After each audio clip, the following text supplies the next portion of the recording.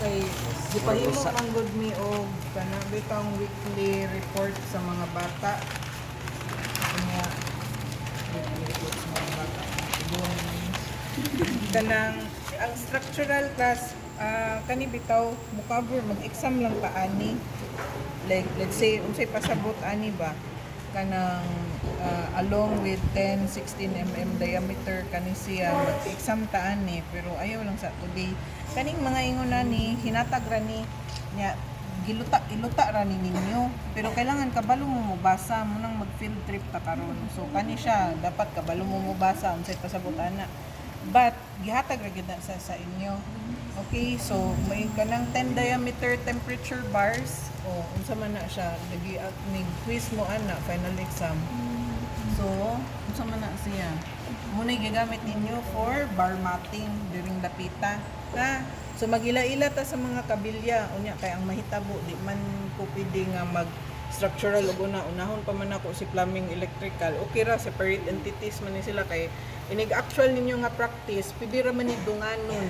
Di man ni siya necessary nga although ideally mahuman dapat inyong structural ma-finalize to inyong columns so next week I wanna see sa your kani bitaw niya para I wanna see your base plan ang base plan niyo pakita lang yun inyong columns kay i-correcto na to sila ang placement sa inyong columns and then magsugod na din pag plumbing layout niya kay wala man ni siya plumbing sample. So, anyway, ang inyo ra yung gigamaan na is kani. Everything else giluta. Okay? Pero, ang inyong column IDs, as I've already explained this to you before, maglain-lain. So, i-last part lang ni nato mo niya itong i-finals. Kung di kita mahuman, pero mahuman man ta. Kaya, murag mga maayo man mo.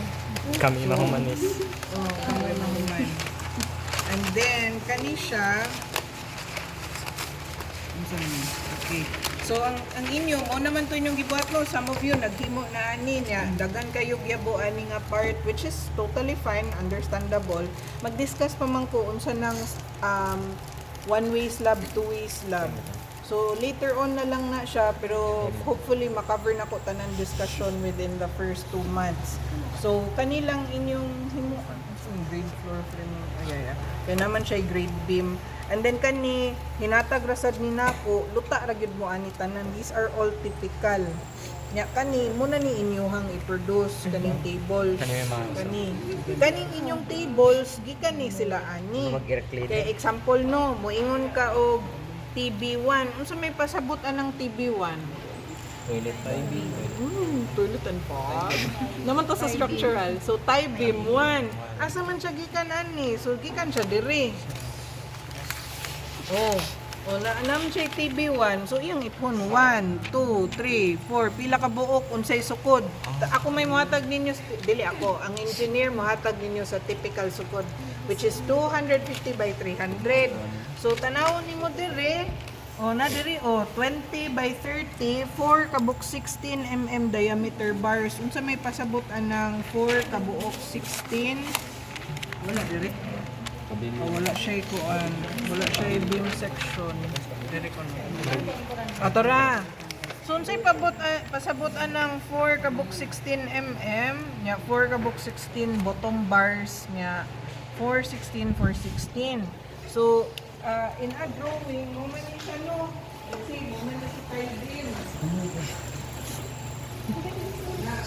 Boni si 20. Boni si 30. Slice na to, yung katubang mo muna ni yung typical beam section. Pila to 4 kabuk 16? So, the 4 kabuk bottom. Anak. Unya, nagbutang ka og ties. Itawag na siyang ties. Muni ang hook. So, yun anak. 4, 16, 16 diameter rebars na 4. Yeah, usay ang midsection po niya. Anawa ang midsection. Mausab man na siya. So, nagsay diri ni 216, 316, 2 sa ibabaw, ubos out. Tungod na siya sa tension. So, i-discuss na ninyo siya. Mo matter ang span. So, let's say kani, mubukan siya. So, si TP2, pwede ra gamay. Taon ni mo Steve ito, 20 by 30 para uniform. Pero pwede ra siya gamay. Unya, na diri stirrups dingan ana, and then span. Nya pila ka sets for competition. So, mora ni ang inyong i-produce, this one, and then kani inyong plans, kailan man mag-plans. Everything else kani, kinopyara. For now, mo allow ko nga pencil lang ang inyong tracing paper. Naguna na gani ko, i-A3 na lang, o mas kanang katunga bitaw, o mas pabor ba na sa inyo ha. Pero I think it's gonna consume more sheets kay tungod sa title block.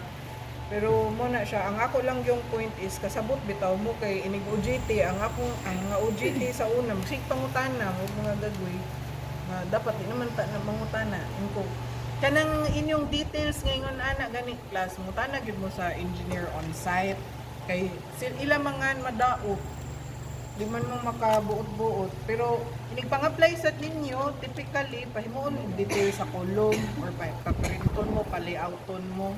So, mo lang na atong pangandaman. Okay?